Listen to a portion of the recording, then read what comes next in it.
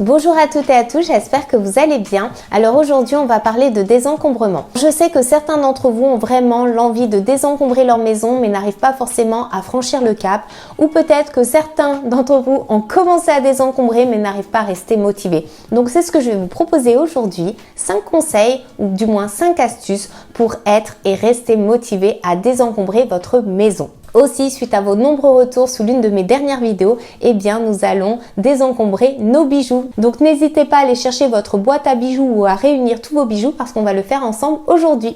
Donc sans plus tarder, on va commencer par le premier conseil qui est donc de se fixer un objectif. Sans objectif, il n'y a pas de sens dans une démarche. Donc il est important d'avoir un objectif lorsqu'on souhaite désencombrer sa maison. Et pour cela, il faut se poser la question de pourquoi on souhaite désencombrer notre intérieur. Qu'est-ce qui nous motive à le faire? Qu'est-ce qui fait pour moi à part que j'ai voulu désencombrer ma maison? C'est très simple, j'avais besoin de simplifier mon organisation et surtout aussi mon ménage, et j'avais trop de choses, ce qui représentait une pollution intérieure pour moi. Donc quand vous avez un petit coup de mou, quand vous êtes démotivé dans votre désencombrement, n'hésitez pas à vous répéter les avantages que cela va vous apporter de désencombrer votre maison, comment cela va vous simplifier la vie. La deuxième astuce, ça va être de planifier son désencombrement. Qu'est-ce que ça veut dire?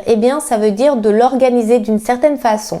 Il est important d'avoir un plan d'action pour désencombrer parce que sinon, on est désorganisé et puis finalement, on l'abandonne, le désencombrement avec le temps. Donc, vous pouvez commencer par quelque chose qui vous paraît peut-être plus facile, plus pratique à faire. Donc ça, c'est selon chacun. Mais aussi, il va falloir se demander, ça c'est une question qu'on se pose beaucoup moins, de qu'est-ce qu'on va faire de tous ces objets désencombrés? Alors pour certains, ça va être évident. Tout ce qui va être abîmé, cassé, on va le jeter. Mais pour les objets qu'on souhaite vendre ou donner, qu'est-ce qu'on va en faire en attendant de pouvoir s'en séparer? Qu'est-ce qui se passe? Généralement, on les met dans un coin de la maison, dans le garage ou dans une cave. Et le problème, c'est que finalement, ces objets restent chez nous, donc on ne les a pas désencombrés. Cela reste des objets encombrants. Donc le désencombrement, c'est vraiment de sortir tous ces objets de chez nous, non pas juste de les déplacer. Donc dans votre planification, il va falloir aussi prévoir les moments où vous allez par exemple, vous consacrez un temps pour vendre les objets, donc prendre les photos, etc., les mettre en vente par exemple sur un site, peu importe votre méthode, ou aller les donner à une association. Moi, c'est ce que je fais. Il y a des créneaux en plus très précis pour amener par exemple tous vos objets à Emmaüs, ou pourquoi pas aussi aller donner à des amis, des proches, mais il faut pas non plus que ça tarde et que l'ami elle mette 30 ans à venir les chercher chez vous. Voilà, il faut que ce soit assez rapide pour que vous puissiez vraiment être débarrassé de tout cela. Autre point important, ça va être donc de se fixer des délais. Donc ça peut être 10 à 15 minutes par jour. Donc ça, c'est une méthode douce qui permet vraiment d'être efficace dans son désencombrement. Ça permet d'assurer une continuité. Et ça, je trouve que c'est très bien, notamment pour désencombrer les papiers. Parce que les papiers, je déteste les désencombrer. S'accorder un petit temps comme ça, quotidien, ça permet de le faire progressivement sans que ce soit trop pénible. De toute façon, je trouve que c'est impossible à désencombrer en une journée, même s'il y a beaucoup de documents maintenant qui sont numérisés. Moi, c'est ce que j'essaye de faire au maximum. Donc voilà, le faire comme ça progressivement, je trouve que c'est la meilleure méthode.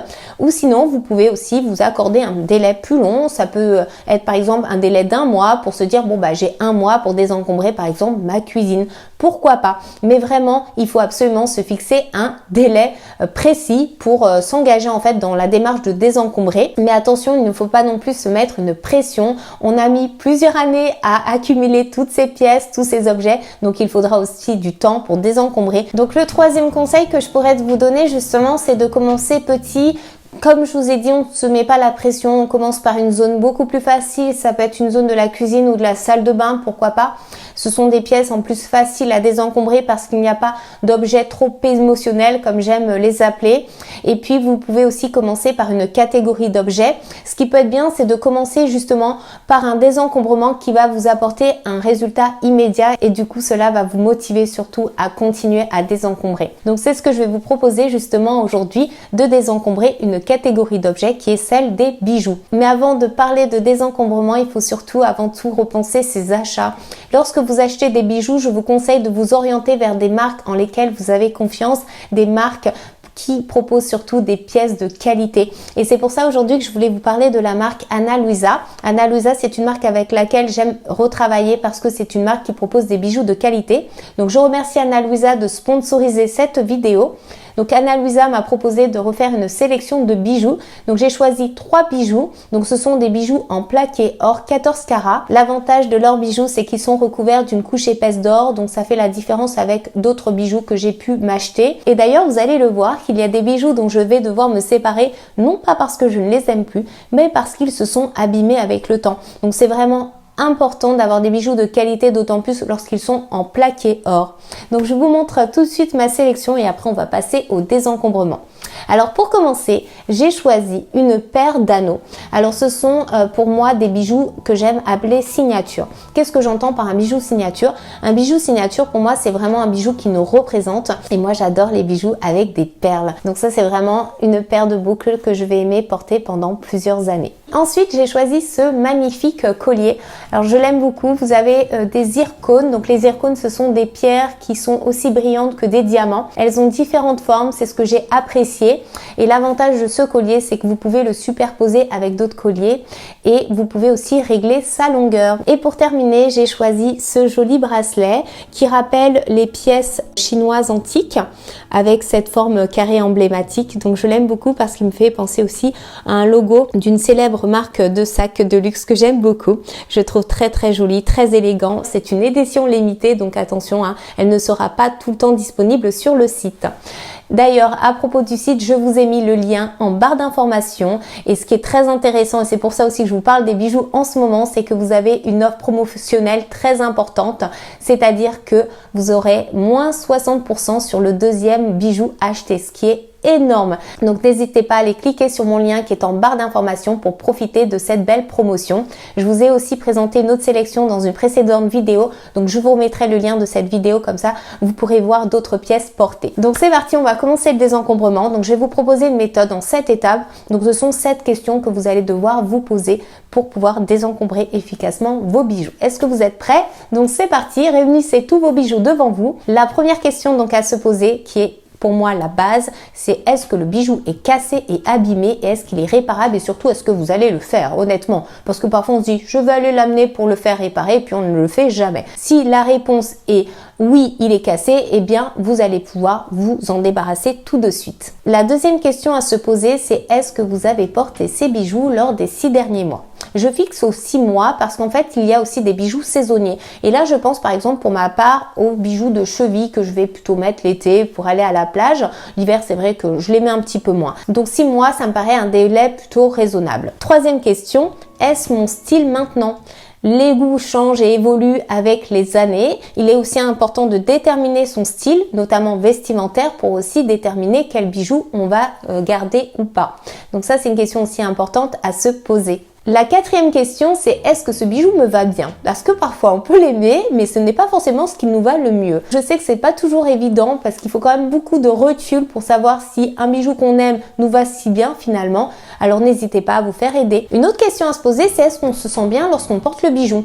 Et oui, parce qu'il y a des bijoux qui ne sont pas forcément pratiques à porter. Soit ils s'accrochent dans les pulls, soit ils nous pincent ou il peut nous irriter. Donc ça aussi c'est un point important. Donc c'est peut-être une question qui va vous aider encore plus à épurer votre boîte à bijoux. Une autre question qu'on peut se poser, c'est est-ce que le bijou va avec la plupart de nos tenues? Donc ça peut être intéressant parce que comme je vous l'ai dit, c'est plus pratique d'avoir des bijoux qui vont un petit peu avec tout. Je trouve que c'est même plus simple pour préparer ses affaires, hein, clairement. Donc comme je vous l'ai dit, j'aime me simplifier la vie au maximum, donc j'aime avoir des bijoux qui vont un petit peu avec tout. Alors la dernière question, là vous allez me dire mais attends, tu nous avais dit de ne pas nous attaquer à des objets dits émotionnels, mais il arrive effectivement que certains bijoux nous rappellent des souvenirs, donc ce sont pour moi des bijoux dits émotionnels dont on va un petit peu avoir plus de mal à se séparer. Ça peut être des bijoux de famille, ça peut être une alliance et peut-être qu'elle nous rappelle un mauvais souvenir parce qu'il y a eu suite à cela un divorce, une séparation.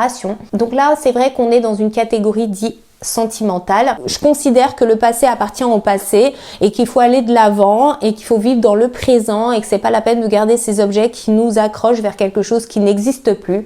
Donc et ça va être mon conseil suivant, ça va être pourquoi pas se faire aider. Et c'est pour ça que je vous ai proposé aussi de désencombrer cette catégorie qui paraît peut-être simple, mais il arrive qu'on ait quelques petits bijoux sentimentaux ou des bijoux qu'on nous a peut-être offerts, qu'on n'ose pas se séparer et c'est pour ça que je voulais le faire avec vous aujourd'hui. Je vous avais présenté déjà l'organisation de mes bijoux, donc je les mets sur 2 planches comme ça à accessoires.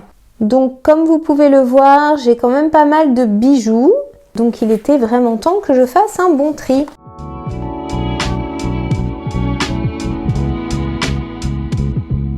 C'est bien pratique pour les voir, mais aussi pour les désencombrer puisqu'ils sont à portée de main.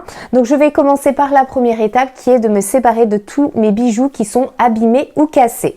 Donc je vais enlever notamment ces fameux bijoux en plaqué or dont je vous avais parlé qui se sont abîmés avec le temps. Je vous montre par exemple ce collier.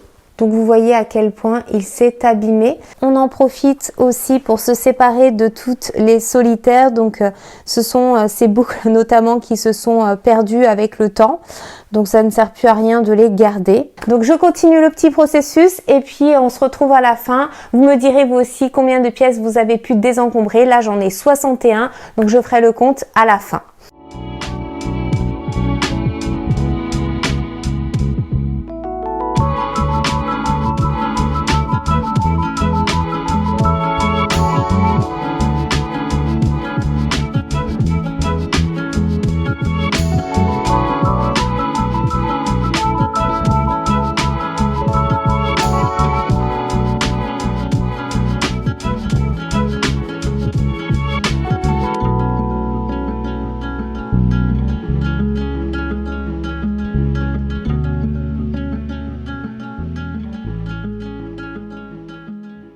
Il est très important de se faire aider. N'hésitez pas à demander conseil à un proche, à une amie. Ça peut être un professionnel, une personne qui a une voix extérieure et qui va vous aider à franchir le cap, à prendre une décision sur le fait de garder un objet ou pas, parce que parfois c'est compliqué de le faire. Moi-même, il m'arrive de demander à une amie de m'aider à trancher sur certains objets. Ces arguments vont me permettre justement de prendre une décision.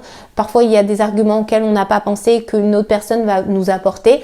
Donc, c'est pour ça qu'il ne faut pas hésiter aussi à en parler. Et c'est d'ailleurs ce que j'essaye de faire à travers cette vidéo, vous aider à désencombrer chez vous et j'espère que ça vous aide. N'hésitez pas aussi à me faire un retour en commentaire. Je serais ravie de partager cela avec vous. Et donc, je vais passer au dernier conseil qui est de rendre le désencombrement plus amusant. Donc, soit on peut le faire avec quelqu'un, comme on a pu le faire là aujourd'hui, ou on peut écouter de la musique. C'est toujours plus fun hein, de faire ça en musique. Pour ma part, j'aime bien soit écouter un podcast, une vidéo YouTube qui peut s'écouter. C'est quelque chose qui me motive pendant mon désencombrement. Donc vous voyez, le désencombrement, ce n'est pas pénible à faire. Tout dépend de comment on le fait, dans quel état d'esprit qu'on est. Et puis, comme je vous l'ai dit, on peut le rendre beaucoup plus amusant. Donc j'espère que cette vidéo vous aura aidé, que ces conseils vous permettront d'avancer dans cette démarche de désencombrement. On en fera d'autres, hein, rassurez-vous. J'ai plein d'autres vidéos à vous proposer. D'ailleurs, je vous invite à vous abonner à cette chaîne si ce n'est pas encore fait. Si vous avez aussi aimé cette vidéo, n'hésitez pas à me laisser un petit coup de pouce, ça me ferait vraiment plaisir. Et aussi, je vous ai mis le lien du site Analusa pour bénéficier de la promotion. Je vous invite aussi à continuer à me suivre sur mon compte Instagram qui est barbaraf_home. Je vous retrouve là-bas avec des photos, des petits réels. Je vous fais d'énormes bisous et je vous dis à très bientôt dans une prochaine vidéo. Ciao tout le monde.